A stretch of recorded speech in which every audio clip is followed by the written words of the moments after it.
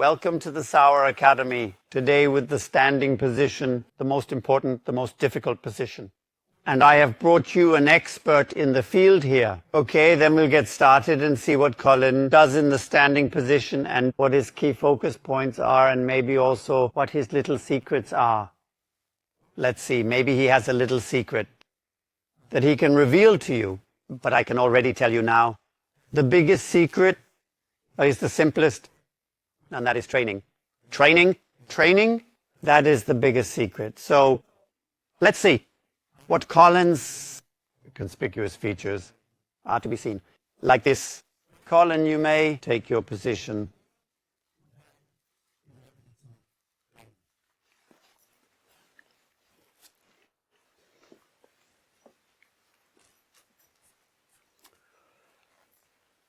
Yes, you may see that Colin has a yardstick down here. Why is that, Colin? Say it yourself. Why do you have it there? Well, I've got it there because I always want the same distance between my feet so that I always stand the same way. Exactly, that's the main thing. Because he knows he has a certain stance width, and that should always be the same. So Colin, just going your position.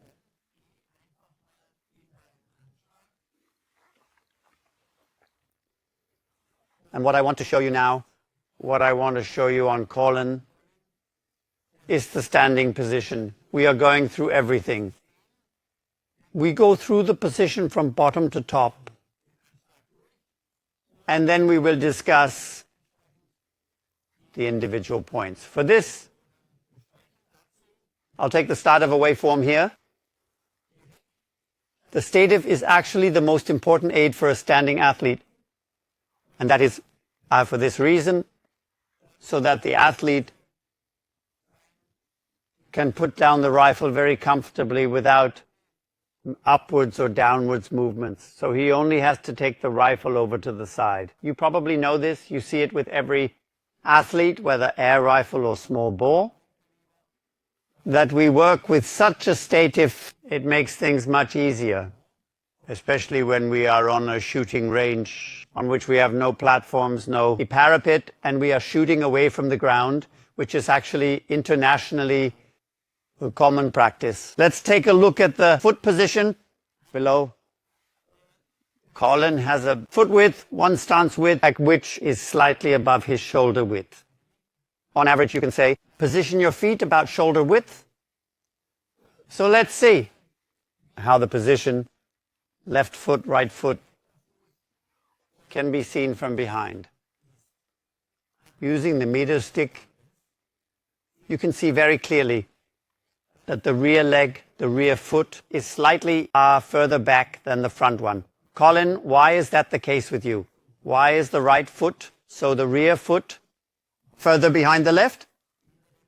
Well, the reason I pull my right foot back is so that I can keep my balance further back overall, so that I can stand more in line. So there are reasons for the position of the center of gravity, the body's center of gravity, and naturally also has the effect that, and we'll get to this later, that his hips are well aligned in the direction of the shot. If the foot comes further forward, then there is a risk that the hip will come up slightly. And we don't really want that. Not want that. The right leg, the right foot. That is, if you can see it here, slightly turned outwards. There are athletes, you'll see athletes who turn their foot a little more, and those that turn a little less. You will probably not see anyone who turns their foot inwards, rather outwards. The left leg, so the front leg, is very straight for most athletes. Very straight, with some even turn slightly inwards. You also turn slightly, very slightly inwards. What is the advantage of turning inwards for you? The slight inward turn? It gives me more stability from the left foot, and I am also going a little bit to the right with my whole position. So, above all the effect is stability against the tilting forward. That is why the front leg is turned in slightly. Good. So far to the foot position. The next station we have up here the hip. hip position. And when look now from behind, we can see it very clearly. The hip points in the direction of the shot and only in the direction of the shot. The hip is practically not turned up so forward so that the right hip comes forward. But the line, left hip bone, right hip bone, goes to the target. An important characteristic of a good standing position. Colin, show me what it looks like when someone's hip is turned up. Exactly. Like this. You definitely see in some clubs, you can still see athletes standing who turn their hips further, but this does not contribute to the stability of the shot. But if we keep the hips straight, the upper body is turned slightly. We have a slight twisting of the lower and upper body. And this gives us good stability. So we remember hips straight in the direction of the shot. So we continue upwards and then take a look at the shoulder axis. That means right shoulder, left shoulder. If I'm above here with my fingers, then you can also see here, almost straight towards the target, slightly to the left. I would say you will probably, if you connect the two points, you might get one target further to the left. So the shoulder axis points towards the target. This naturally also leads to correspondingly good stability. And you can also see it well afterwards with athletes who turn up the shoulder axis. They get here at the front of the hand a lot of air, and therefore the position is not as stable. So we don't want the shoulder to turn up towards the target accordingly. But let's go back again. Hips. Now we continue with the upper body. I've described the shoulder axis. Colin, how would you describe how you lean your upper body?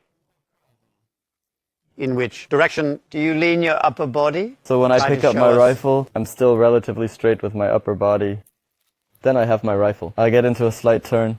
You mentioned that earlier. More stability with the hips. And then I tend to come backwards in that direction. Now exaggerated, shown, and that gives me more stability again. Or rather more balance overall. So you have both a backward tilt backwards, but also a backward tilt against the direction of the shot.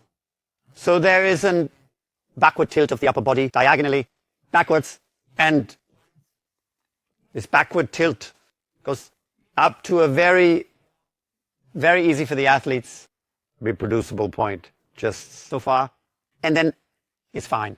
What is it like for you leaning back? And do you have to think about it, or is it totally automatic? It's completely automatic. And why is that? What is it like for you? Is it leaning back, or how would you describe it?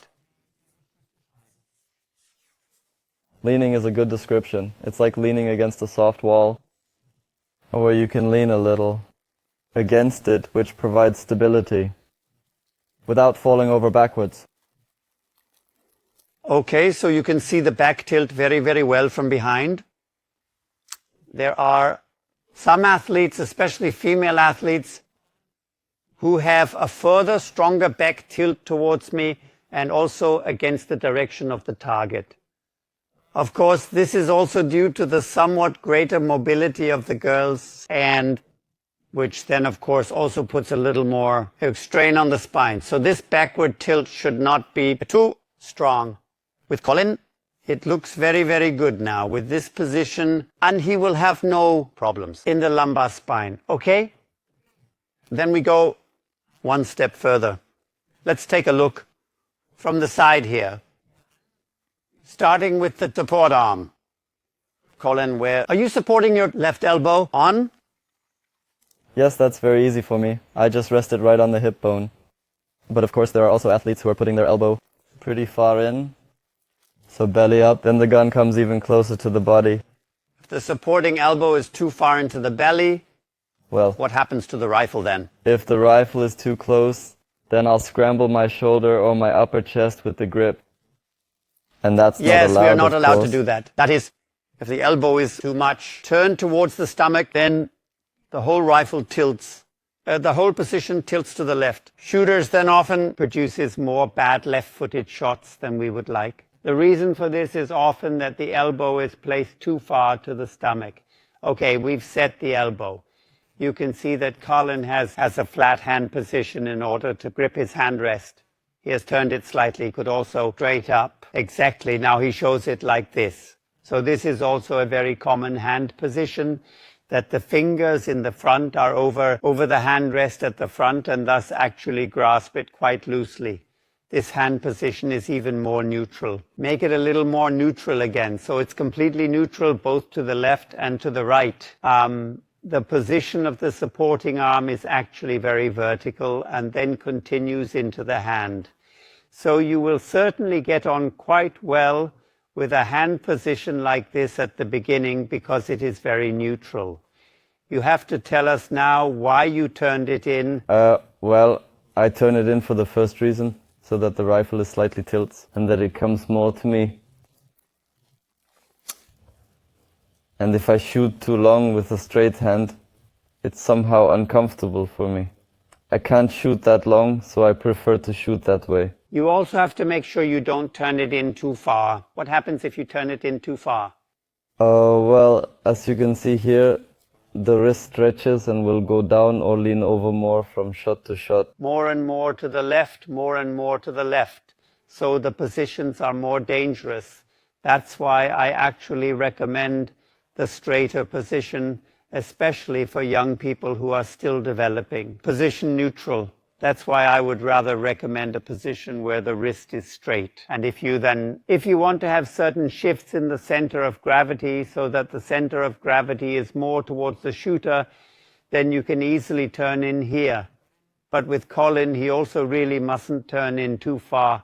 Otherwise, the whole system will tilt to the left one step further back. Back here, we have the trigger hand. And you can see very nicely, arm straight. Wrist in extension of the arm, so a very straight line. He simply grabs the pistol grip with his arm here, and then you can see the trigger finger horizontal. The three fingers grip the bottom on the pistol grip. Colin, how tight would you say your grip is when you're standing? Yes, I'm not the best example here, let's say. My grip is relatively weak. Out of a complete 100%, I would say about 40%.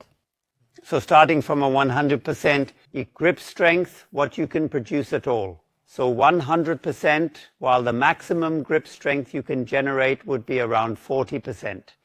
Now make a comparison with your grip strength in the prone and kneeling position. We've already discussed this in the kneeling position. Lying down, your maximum grip strength is about 10%, maybe 15%, if that. And kneeling, I would say between 20 and 30%. So you can still say that you have the strongest grip standing up. Okay, this statement can of course be generalized.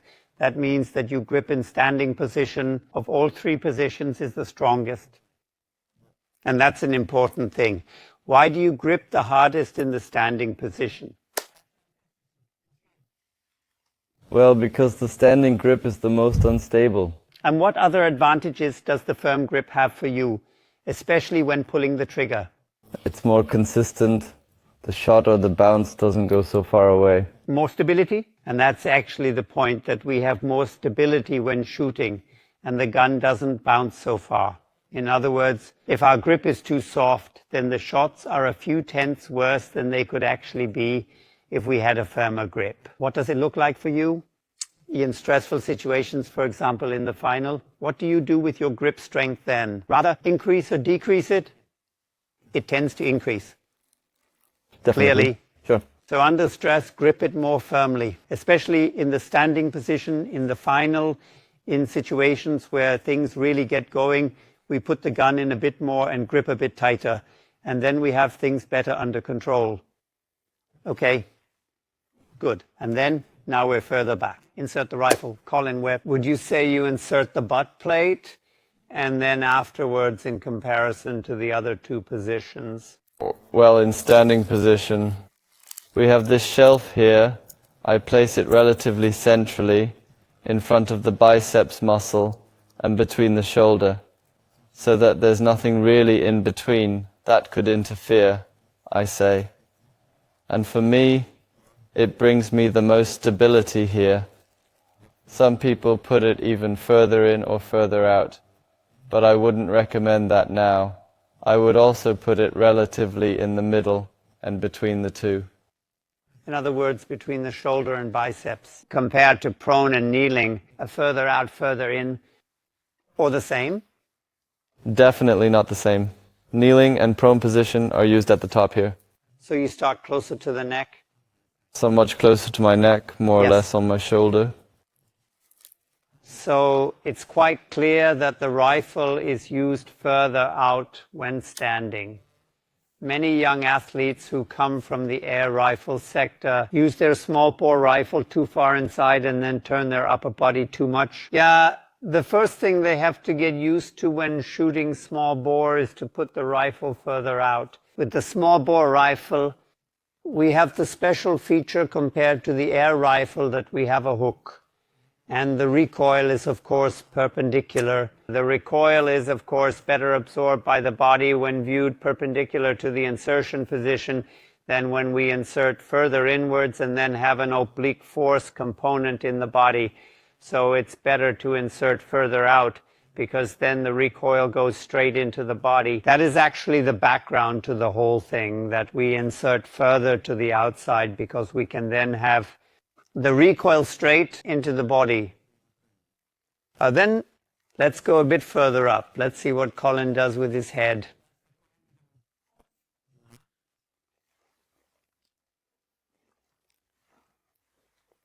That means the headrest. And first of all, in the preparation phase, Colin initially stands there without his head. And when you put his head down now, do it for a moment.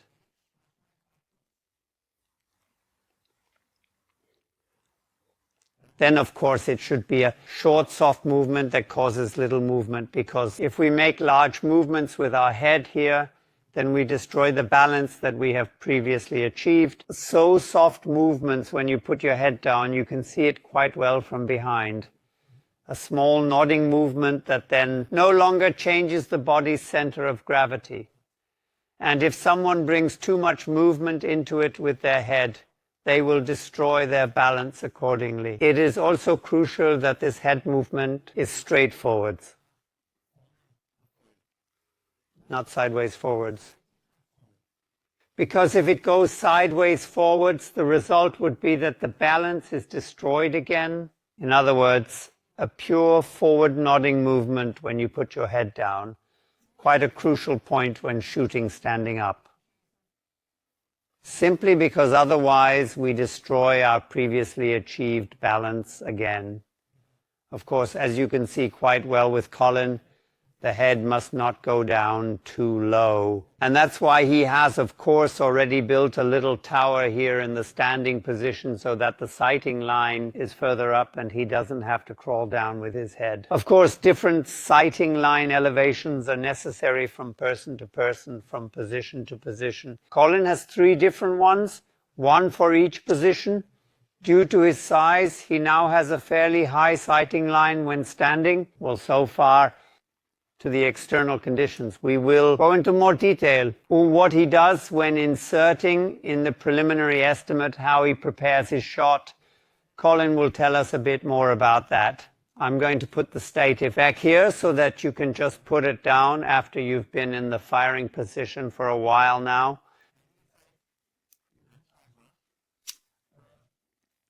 Colin, tell the spectators, do you stay in the firing position for several shots or do you go back down each time? I go for several shots. I stay on target. About how many shots? It varies depending on how I feel, but I would now put between 2 and 5 shots like that. That's how I shoot. Would you recommend this to someone who is not yet an expert? No, definitely not. What would you recommend? Putting the shot down every time and building it up again so that you get into the routine of always setting up your position in the same way. So what you might see at international competitions, even at German championships, that they stay up for a long time, loading the rifle in their position, but experts only